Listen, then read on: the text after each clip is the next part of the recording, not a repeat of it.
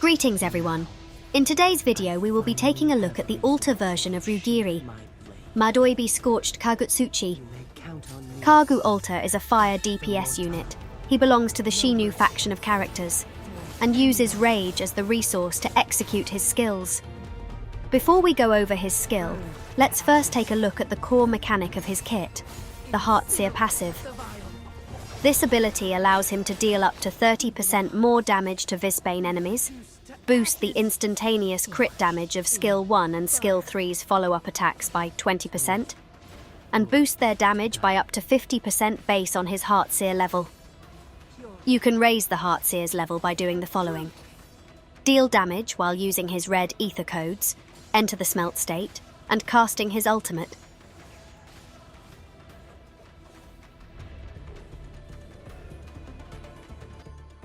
His basic attack have 5 sequences and will generate a set amount of rage on hit. His dodge skill will force both himself and his attacker into the smelt state. While in this state, he will not take damage from said enemy and will generate Madoibi 15% faster for 5 seconds. This skill can also be used after a basic attack, or Skill 1 to enter the smelt state. Skill 1, Madoibi Flicker, slashes forward at great speed, dealing fire damage to the locked-on target. While in the smelt state, this skill has no cooldown and can be used consecutively based on your Heartseer level. Heartseer's level will decrease based on the number of follow-up attacks you used while in smelt state. Skill 2, Smouldering Heart, allows him to enter the smelt state and accumulate Madoibi. Each new threshold reach clears the gauge and increase his Heartseer level by 1 and deal damage to the surrounding targets while draining his HP. If rage is available, consume 9 rage every 0.1 seconds to accumulate Madoibi at a greater rate. When Heartseer levels decrease, rage generation is increased by 100% temporarily.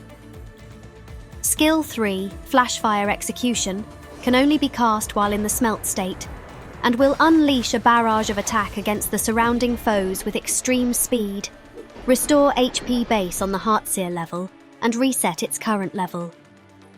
His ultimate Fuchsia Fireblade ignites his blade, dealing AoE fire damage to the surrounding foes. In addition, he enters the Heartseer Scourge state, allowing him to passively generate 2% Madoibi every 0.1 seconds or 3% while in smelt state. While Firebrand here is in the party, their ultimate skill chain will grant him his Heartseer Scourge state. In addition, Rage Modifier's fire damage is increased by 50%, skill damage is increased by 10%, and ultimate damage by 20% for 12 seconds. Now that we have a better understanding of his kit, here is the game plan.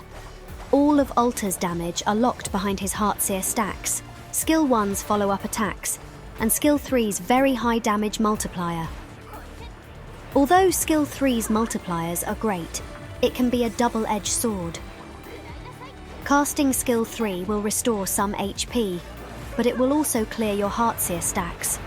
So you want to make sure Skill 3 is either your opener or what you use after depleting all of the stacks. With that in mind, the following combo is the one I like to use. Begin your encounter by closing the gap on your target. In this instance, I dash forward and use Skill 1 as my gap closer. Once you're in range, we want to burn Skill 3 and begin charging. Look for any opportunity to trigger your dodge skill because it will grant a boost to our charge speed. Once you've generated 3 Heartseer stack, we want to cast Skill 1 4 times consecutively, followed by either Skill 2 or the dodge skill to start charging again.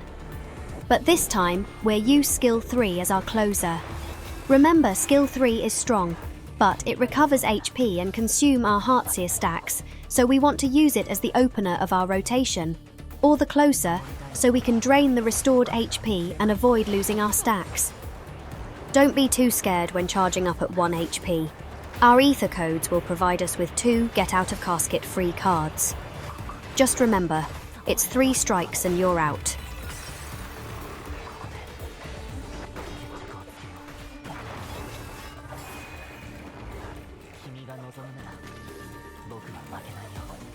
Speaking of Aether codes, 3 blue is going to be the recommended path. It will provide a fairly high damage output, as well as decent survivability. The first line will increase the base damage of Skill 1 and Skill 3 by up to 20% if we are hit while casting them, and increase the skill damage buff provided by Heartseer to 120%. The second line will grant us up to 24% bonus fire damage for maintaining a HP level below 50% after reaching 1 HP. The third line will allow us to accumulate Madoibi passively once we reach 1 HP. Casting Skill 3 will restore up to 120% of our attack as HP. And lastly, entering the Smelt state will inflict the enemies with the Smelt state. While it is active, you will be immune to 2 instances of damage from said enemy.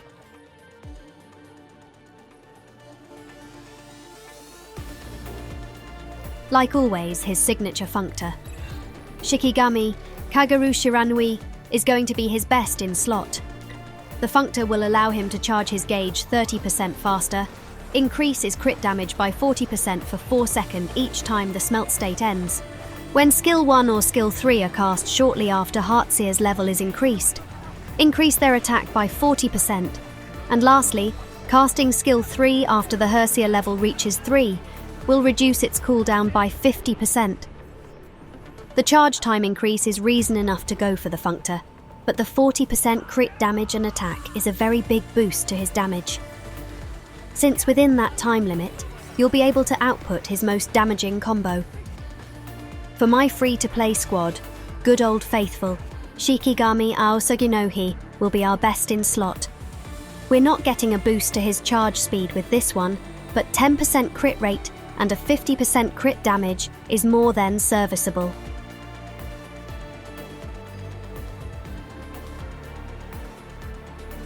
The new Undying Embers is going to be the best option for him since it was tailor-made with his kit in mind.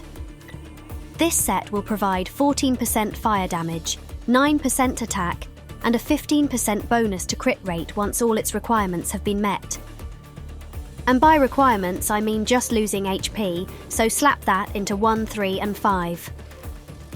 For 2, 4, and 6, Night Owl's Raid is the best option and will provide a 10% boost to melee damage, 5% boost to skill damage, and 15% boost to basic attacks once its requirements are met.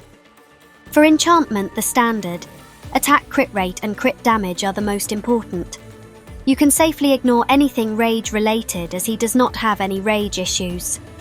Now, just in case some of you guys were curious, someone did bring up Primordial Sun as a possible choice for 1, 3, and 5, and it looks legit. It should be a fairly consistent set with about 50% crit rate in your build. I'm not going to recommend this one to you guys, but if someone have the mats to test this, feel free to report your findings below and we'll cover it on another video.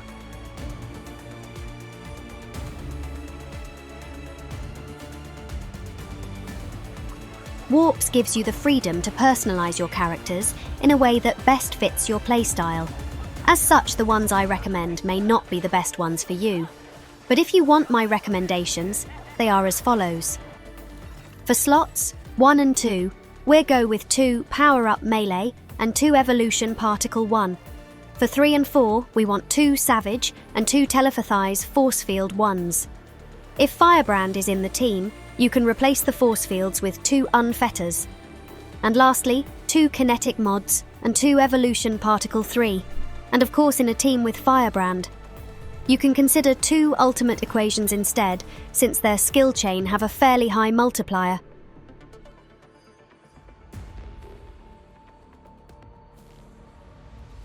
His absolute best team will consist of himself, Tyr and Ling.